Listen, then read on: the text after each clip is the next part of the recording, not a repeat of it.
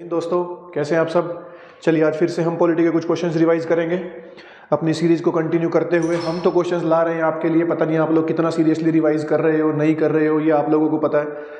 करना चाहिए, ये तो मेरी सलाह है, आगे आप लोगों की मर्जी है। ठीक है, देखिए फर्स्ट क्वेश्चन है, consider the following statement with reference to secularism. तो सेकुलरिज्म के बारे में बात हो रही है, बहुत अच्छा कंसेप्ट है सेकुलरिज्म का।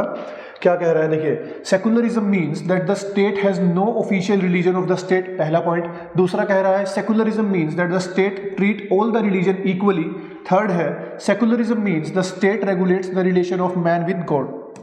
तो देखिए जैसा कि हम जानते हैं कि हमारे कॉन्स्टिट्यूशन के आर्टिकल 25 से 28 तक हमें फंडामेंटल राइट्स दिए गए हैं। फंडामेंटल राइट टू रिलीजन के बारे में फंडामेंटल राइट टू रिलीजन के बारे में कहा गया है आर्टिकल 25 से 28 के बीच में, और यही वो आर्टिकल्स हैं जो भारत को एक सेकुलर स्टेट भी प्रूव करते हैं।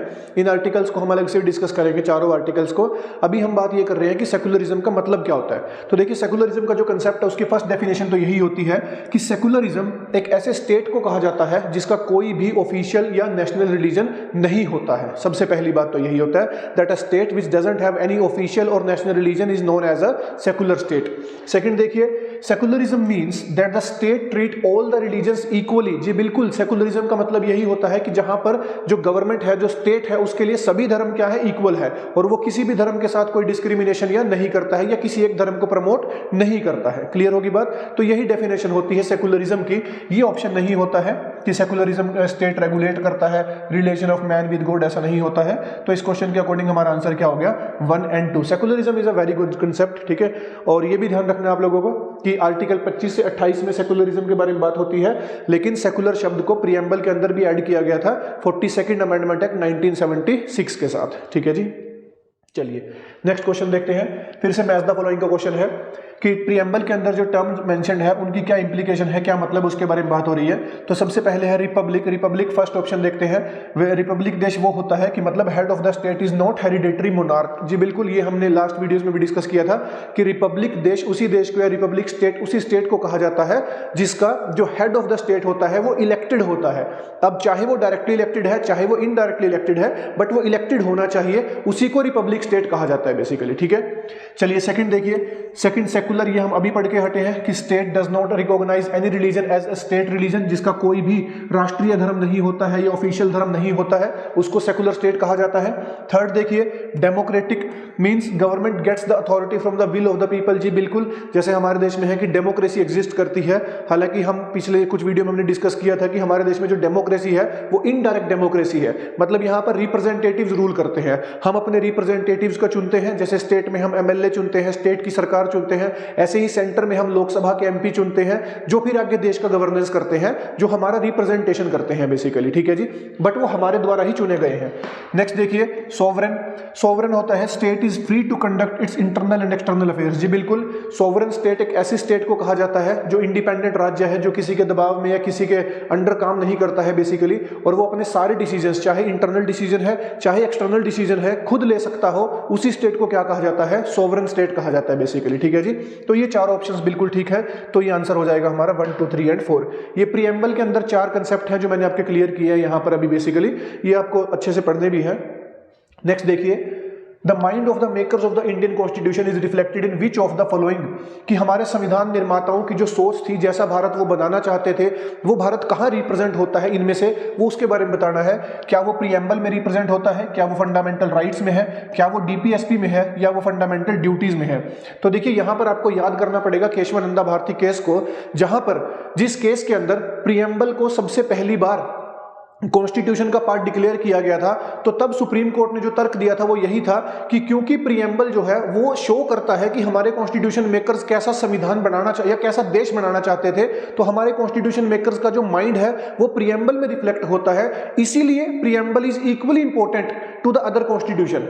तो तभी हमने केशवानंदा भारती केस में सुप्रीम कोर्ट ने बेसिकली प्रीएम्बल को कॉन्स्टिट्यूशन का पार्ट डिक्लेयर किया था फॉर द फर्स्ट टाइम, वरना उससे पहले बेरूबारी यूनियन केस में सुप्रीम कोर्ट ने प्रीएम्बल को इसका कॉन्स्टिट्यूशन का पार्ट डिक्लेयर करने से मना कर दिया था बेसिकली। ठीक है जी, तो यहां से हमारा आंसर क्या हो जाएगा, प्रीएम्बल। कि प्रीएम्बल ही वो बेसिकली डॉक्यूमेंट है जिसके अंदर हमारे कॉन्स्टिट्यूशन मेकर्स का माइंड रिफ्लेक्ट होता है, जहां पर फीचर्स दिए गए हैं इंडियन यूनियन के, जहां पर एस्पिरेशंस दी गई है कि भारत कैसा बनना चाहिए बेसिकली, उस चीज के बारे में बात होती है।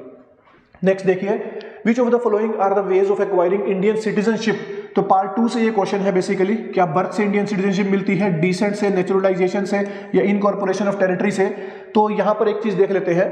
देखिए आर्टिकल 11 के अंदर, बेसिकली आर्टिकल 11 के अंदर पार्लियामेंट को ये पावर दी गई है, पार्लियामेंट को, कि वो 26 जनवरी 1950, बेसिकली जिस दिन हमारा संविधान लागू हुआ था, 26 जनवरी 1950 को, और उसके बाद जो भी लोग भारत में पैदा हो रहे हैं, आ रहे हैं, जा रहे हैं, उनकी सिटीजनशिप के साथ, उनकी सिटीजनशिप को कैसे डील करना है, उसको डील करने की पावर पार्लियामेंट को दी गई है आर्टिकल 11 के अंदर। बेसिकली समझ रहे हैं आप मेरी बात को? यानी आर्टिकल 11 के अंदर पार्लियामेंट के पास ये पावर है कि वो 26 जनवरी 1950 को पैदा होने वाले लोग, उसके बाद बेसिकली आने वाले टाइम में उनकी सिटीजनशिप को कैसे एक्वायर देना है सिटीजनशिप, या कैसे उनकी सिटीजनशिप को रिजेक्ट करना है, उसके लिए पावर किसको दी गई है? पार्लियामेंट को।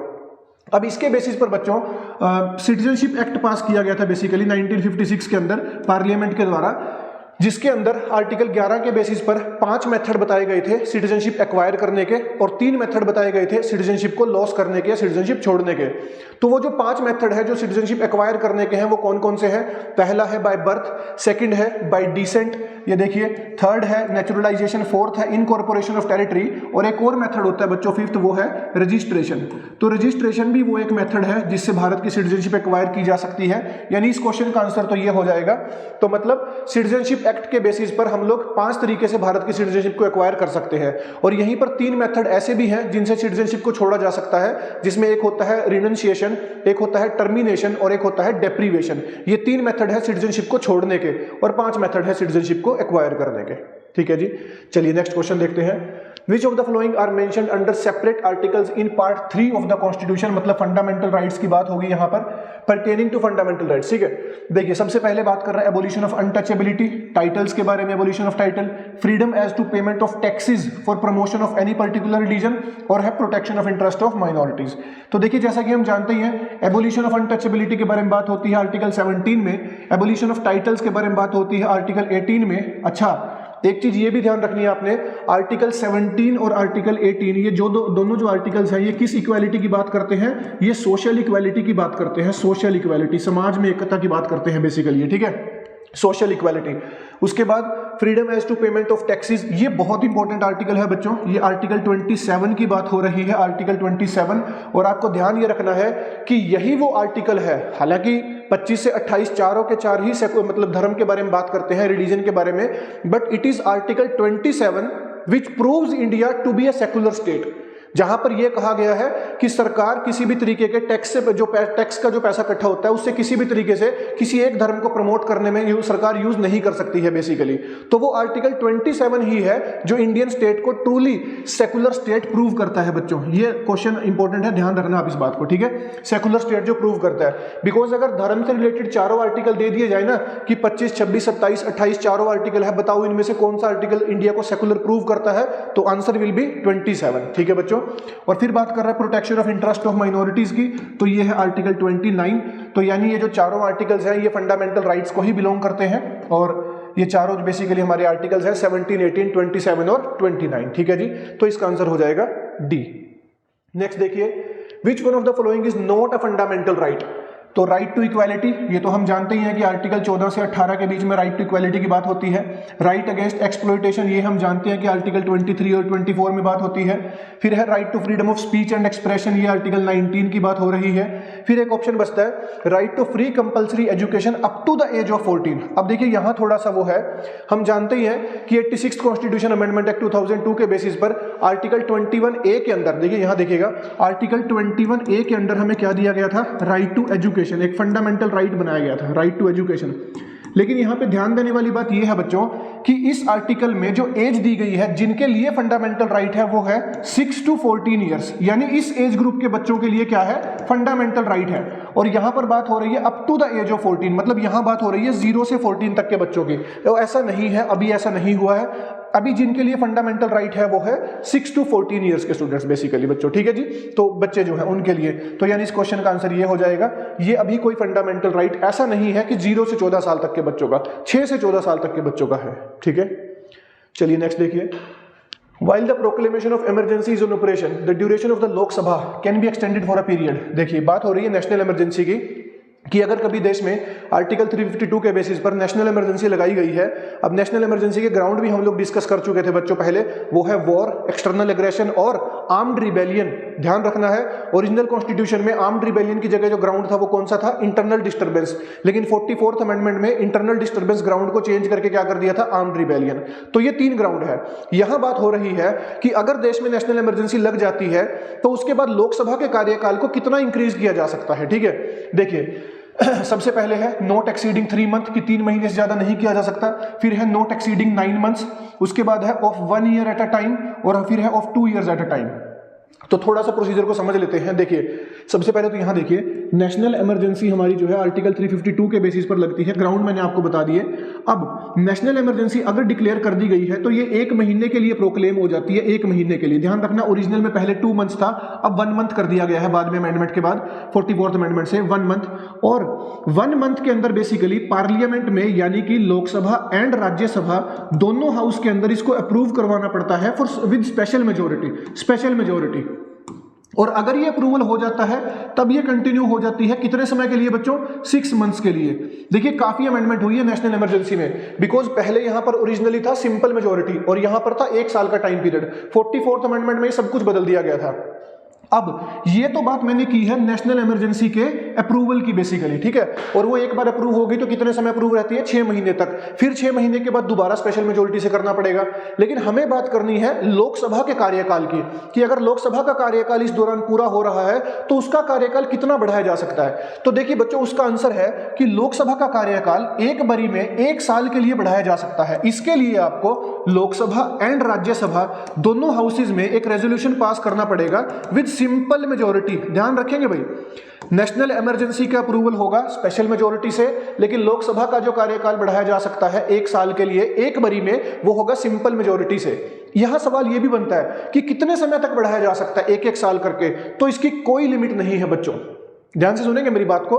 एक बारी में लोकसभा के कार्यकाल को सिंपल मेजोरिटी से पास करके 1 साल के लिए बढ़ाया जा सकता है, लेकिन ऐसे 1-1 साल करके कितने भी सालों तक बढ़ाया जा सकता है, इसकी कोई अपर लिमिट नहीं होती है।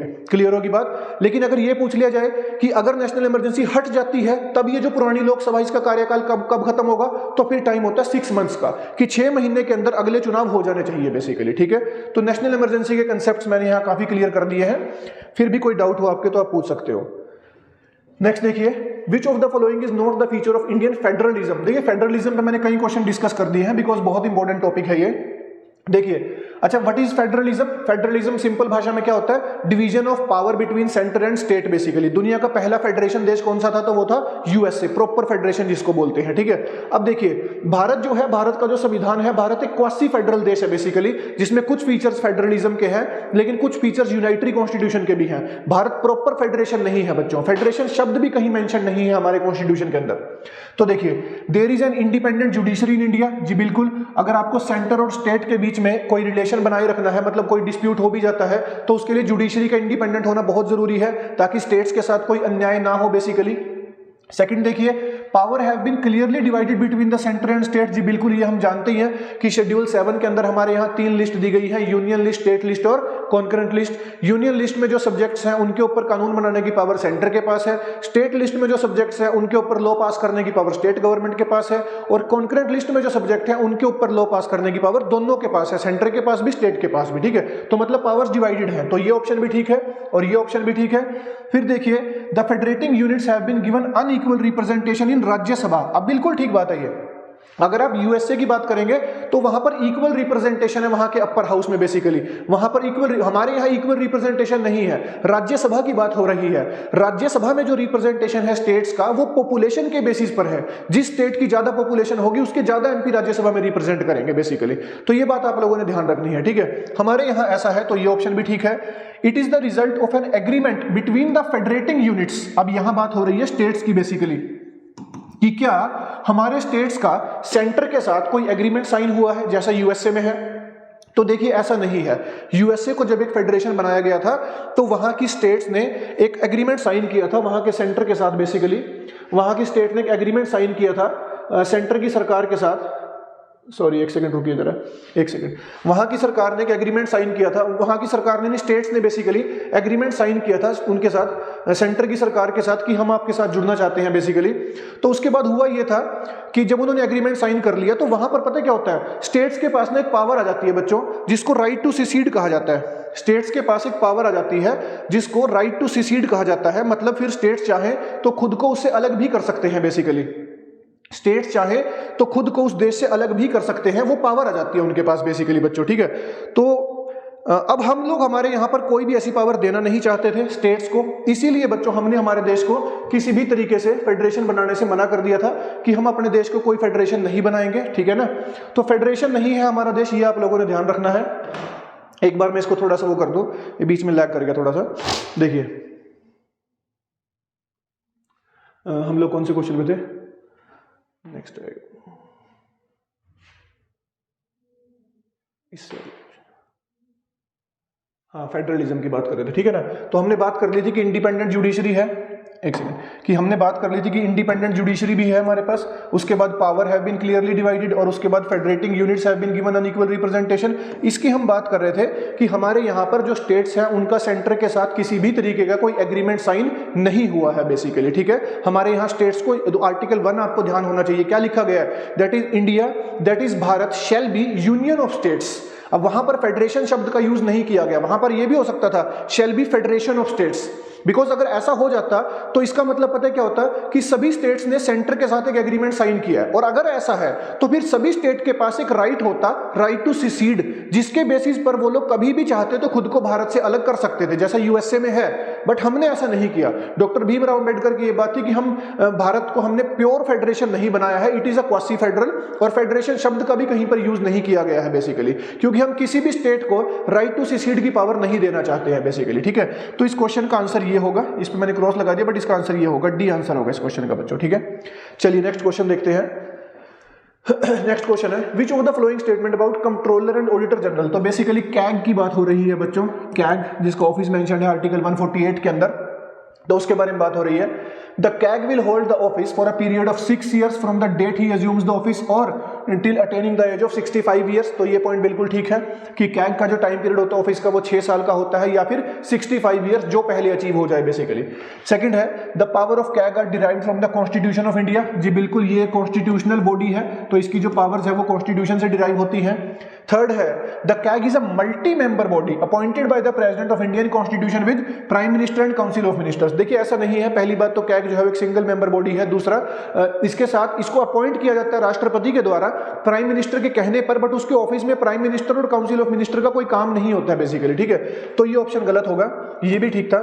नेक्स्ट देखिए द कैग में be removed by the president only on the address from both the houses of parliament on the ground of misbehavior and incapacity। जी बिल्कुल, तो देखिए कैग का जो ऑफिस है it is equal to supreme court जज basically, तो इसका जो रिमूवल है वो भी सुप्रीम कोर्ट के जज के इक्वल ही है, कि सुप्रीम कोर्ट के जज का जो रिमूवल होता है जैसे वैसे ही कैग का भी होगा, तो इसीलिए ग्राउंड भी सेम है, that is proved misbehaviour and incapacity basically, ठीक है जी। चलिए नेक्स्ट क्वेश्चन देखते हैं। Which of the following are matters on which a constitutional amendment is possible with the ratification of the legislature of not less than half of the states? Last video में मैंने इसके ऊपर काफी बात की थी बेसिकली, आज फिर से इसका क्वेश्चन डाला है क्योंकि बच्चों को डाउट रहता ही है। यहां पर मैंने बताया था कि आर्टिकल 368 के अंदर दो तरह की अमेंडमेंट है, एक तो है जो सेंट्रल लेवल के फीचर्स की अमेंडमेंट है बेसिकली, जिससे स्टेट की पावर पे फर्क नहीं पड़ रहा। अगर ऐसी अमेंडमेंट है तो वो जो बिल होगा वो सिर्फ लोकसभा और राज्यसभा में पास होगा स्पेशल मेजोरिटी से। लेकिन अगर कोई ऐसा बिल है जिससे किसी भी तरीके से स्टेट की पावर को कम किया जा रहा है तो ये कहा जाएगा कि ये भारत के फेडरल फीचर की अमेंडमेंट का बिल है। फेडरल फीचर मतलब डिवीजन ऑफ पावर के बीच में कोई फर्क लाया जा रहा है। अगर ऐसा कोई बिल है तो वो पहले लोकसभा राज्यसभा में पास होगा, दोनों हाउसेज में स्पेशल मेजोरिटी है, और फिर वो सभी स्टेट की विधानसभाओं के पास जाएगा, और अगर half of the state legislature उसको रेटिफाई कर देंगी विद सिंपल मेजोरिटी तब वो बिल पास होता है बेसिकली। तो यहां बात हो रही है कि कौन सा वो फीचर है जिसकी अमेंडमेंट ऐसे होती है या नहीं होती है। देखिए अगर हम बात करें इलेक्शन ऑफ प्रेसिडेंट, तो जैसा कि हम जानते ही हैं कि इलेक्शन ऑफ प्रेसिडेंट के अंदर सेंटर और स्टेट दोनों का बहुत इंपॉर्टेंट रोल होता है, बिकॉज हमें पता है कि सेंटर के सारे एमपी वोट डालते हैं और हमारे देश के सारे एमएलए भी वोट डालते हैं। अच्छा, जब मैंने कहा कि सेंटर के सारे एमपी, तो यहां पर आपको पता ही है कि इलेक्टेड एमपी की बात हो रही है, राज्यसभा के नॉमिनेटेड एमपी वोट नहीं डालते हैं, ध्यान रखना आपने, ठीक है। और स्टेट के सभी इलेक्टेड एमएलए वोट डालते हैं। तो अगर कल को ऐसा कुछ होता है कि बोला जाए कि स्टेट से आज के बाद रिप्रेजेंटेशन बंद हो रहा है प्रेसिडेंट के इलेक्शन में, तो इसका मतलब ये भारत के फेडरल फीचर की अमेंडमेंट होगी। क्लियर होगी बात। फिर सेकंड देखिए, तो यानी ये तो ऐसे ही होगी जैसे ये प्रोसीजर मेंशन किया गया है। सेकंड देखो, representation of the states in the parliament, कि पार्लियामेंट के अंदर जैसे राज्यसभा में हमारे स्टेट्स का जो रिप्रेजेंटेशन है, सपोज उसको कम किया जा रहा है बेसिकली, तो ये भी भारत के फेडरल फीचर की अमेंडमेंट होगी, उसके लिए भी यही प्रोसीजर फॉलो करना पड़ेगा। थर्ड है any of the list in 7th schedule, जी बिल्कुल, जैसे 42nd अमेंडमेंट में किया गया था, जब स्टेट लिस्ट के 5 सब्जेक्ट्स को उसमें से निकालकर सेंटर लिस्ट में डाल दिया, कॉन्करेंट लिस्ट में डाल दिया गया था बेसिकली, तो उसको क्या माना जाएगा, भारत के फेडरल फीचर की अमेंडमेंट माना जाएगा, ठीक है। नेक्स्ट है abolition of legislative council of a state. अब ये थोड़ा ये नहीं होगा इसका आंसर, बेसिकली आंसर तो इसका 1, 2 और 3 हो जाएगा।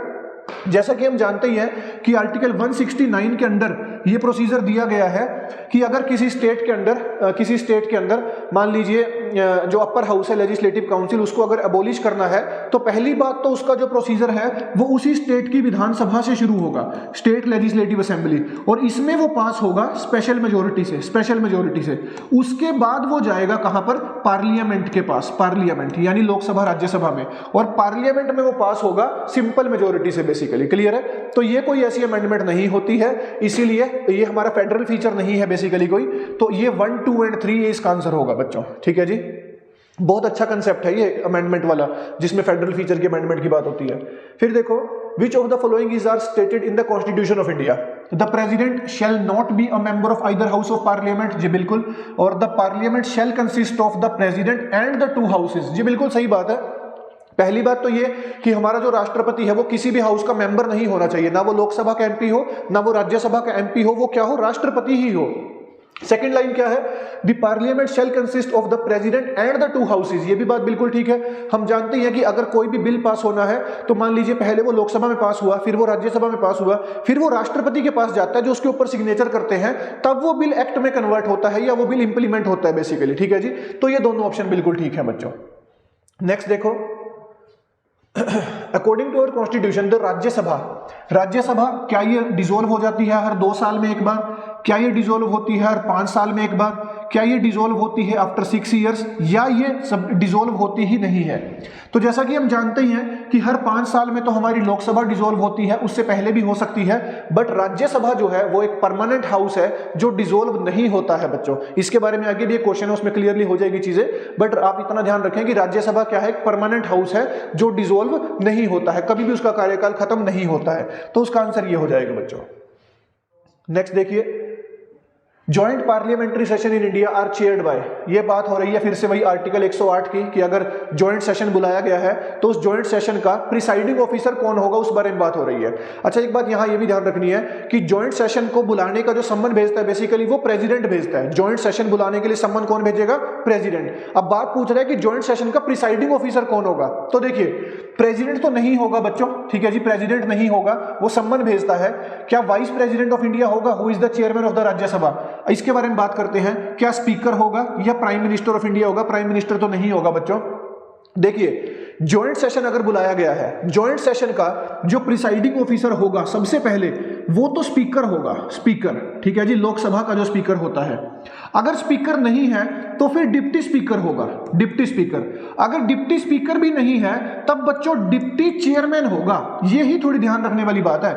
अगर स्पीकर नहीं तो डिप्टी स्पीकर, डिप्टी स्पीकर नहीं तो डिप्टी चेयरमैन। जो हमारा चेयरमैन है, जो राज्यसभा का चेयरमैन है, यानी जो हमारा उपराष्ट्रपति है, वाइस प्रेसिडेंट है, वो जॉइंट सेशन का जो हमारा प्रिसाइडिंग ऑफिसर है वो नहीं होता है बेसिकली। क्लियर होगी बात, ये ध्यान रखनी है आप लोगों ने बात, इस ऑर्डर को ध्यान रखना है आप लोगों ने, ठीक है। तो इसका आंसर क्या होगा, speaker of the Lok Sabha. Next देखिए, which of the following regarding Rajya Sabha is correct. तो ये राज्यसभा के बारे में थोड़ी चीजें क्लियर हो जाएंगी। It is not subject to dissolution. अभी मैंने आपको बताया ही था कि राज्यसभा क्या है, एक परमानेंट हाउस है, बेसिकली परमानेंट हाउस है जो डिसॉल्व नहीं होता है। लोकसभा कोई परमानेंट हाउस नहीं है। नेक्स्ट देखो, it has a term of 6 years. जी बिल्कुल, हमारे यहाँ जो राज्यसभा के एमपी होते हैं उनका कार्यकाल कितने साल का होता है, 6 ईयर्स का। उसके बाद है 1/3 of its member retire after every 2 years. ये भी बिल्कुल ठीक है, हर 2 साल के बाद 1/3 मेंबर्स रिटायर हो जाते हैं बच्चों। तो इससे क्या होता है, यूनिफॉर्मिटी बनी रहती है। जैसे 1/3 + 1/3 + 1/3 इज इक्वल टू 1 हो जाता है। तो इसी तरीके से हर 2 साल के बाद 1/3 रिटायर होंगे, नए आ जाएंगे, फिर 2 साल बाद 1/3 रिटायर होंगे, फिर नए आ जाएंगे, फिर 2 साल बाद 1/3। तो एक सर्कल बना रहता है बेसिकली, ऐसे क्लियर होगी बात। उसके बाद देखो, its members shall not be less than 25 years of age. अब हम जानते हैं कि 25 साल एज है लोकसभा के एमपी के लिए। राज्यसभा के एमपी के लिए जो एज है राज्यसभा के एमपी के लिए, दैट इज 30 ईयर्स, 30 साल बेसिकली। तो ये ऑप्शन गलत होगा। तो आंसर क्या हो गया, 1, 2 एंड 3 बेसिकली। ठीक है जी।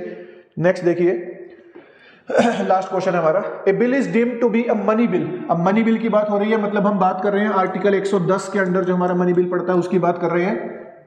If it has any provisions dealing with. अब देखिए थोड़ा कंफ्यूजिंग मैटर रहता है, क्योंकि एक मनी बिल है हमारे पास, एक फाइनेंस बिल है। हालांकि दोनों ही जो हमारे बिल्स होते हैं वो पैसे से रिलेटेड, यानी जो हमारी मनी है उससे रिलेटेड होते हैं, बट इनमें कुछ डिफरेंस होता है। देखिए क्या, चलो पहले तो यही क्लियर कर लो। देखो आर्टिकल 110 के अंदर कुछ क्लॉज दिए गए हैं, ए से लेकर एफ तक, बेसिकली ए से लेकर एफ तक 6 क्लॉज दिए गए हैं। और ये कहा गया है कि अगर कोई बिल इन क्लॉजेस से रिलेटेड होगा तभी वो बिल मनी बिल होगा। अगर इनके अलावा किसी भी मैटर से रिलेटेड होगा तो वो बिल फाइनेंस बिल में काउंट किया जाएगा बच्चों। क्लियर होगी बात। अब ये क्यों डिफरेंस रखा गया, बिकॉज हम जानते हैं कि मनी बिल सिर्फ कहां पास होता है, लोकसभा में, लेकिन फाइनेंस बिल को आपको लोकसभा और राज्यसभा दोनों जगह पास करना पड़ता है बेसिकली। क्लियर होगी बात। तो अब बात हो रही है कि कौन कौन सा मनी बिल काउंट होगा, कौन कौन सा नहीं होगा। तो पहला है इंपोजिशन, एबोलिशन, रेमिशन, अल्टरेशन और रेगुलेशन ऑफ एनी टैक्स, कि अगर टैक्स से जुड़ा हुआ है तो क्या वो मनी बिल में काउंट होगा, जी बिल्कुल होगा। सेकंड है appropriation of money from the consolidated fund of India, कि अगर सरकार का जो कंसोलिडेटेड फंड ऑफ इंडिया है, जो मेन फंड है इंडिया का, बिगेस्ट फंड, अगर उसमें से कोई पैसा खर्च करती है तो क्या उसका हिसाब मनी बिल के अकॉर्डिंग होगा, जी बिल्कुल होगा। थर्ड देखिए इंपोजिशन ऑफ फाइन्स और अदर पेनल्टी पेनल्टीज, ये मनी बिल काउंट नहीं होता है। फिर देखो payment of the fees for licence और फी और फिर सर्विस रेंडर्ड, ये भी कोई मनी बिल काउंट नहीं होता है। तो इसका जो आंसर होगा वो क्या होगा, 1 और 2 ओनली बेसिकली। ठीक है जी, ये इसका आंसर होगा बच्चों। तो आपने ध्यान रखना है, मनी बिल का आर्टिकल है 110, उसमें 6 क्लोज है ए से लेकर एफ तक, उनसे रिलेटेड जो बिल होगा वो क्या होगा, मनी बिल। अच्छा, मनी बिल के ऊपर हम जानते ही हैं कि पहले उसमें प्रेसिडेंट का रिकमेंडेशन ले ली जाती है और फिर मनी बिल के ऊपर एक लोकसभा अपना सर्टिफिकेट भी देता है बेसिकली कि yes it is a money bill, और उस सर्टिफिकेट के ऊपर कोई जुडिशियल रिव्यू भी नहीं हो सकता है। ठीक है जी। तो मनी बिल का भी बहुत इंपॉर्टेंट, बहुत अच्छा कंसेप्ट है। ठीक है बच्चों, ये थे आज की वीडियो के क्वेश्चंस। आई होप क्वेश्चंस आपको अच्छे लगे होंगे। आई होप आप लोग अटेम्प्ट भी कर रहे होंगे क्वेश्चंस को। इसी के साथ बने रहिए, कंटिन्यू रखिए अपनी तैयारी को। तैयारी का लेवल भी थोड़ा बढ़ा दीजिए बच्चों, अपनी सिटिंग बढ़ाइए, अपना टाइम टेबल अच्छे से बनाइए, स्टडी आवर्स को इंक्रीज कीजिए। ठीक है, थोड़ा सीरियस होकर तैयारी के, एग्जाम जरूर पास होगा, आपका सपना जरूर पूरा होगा। इसी के साथ आज की क्लास को खत्म करते हैं। जय हिंद, जय भारत।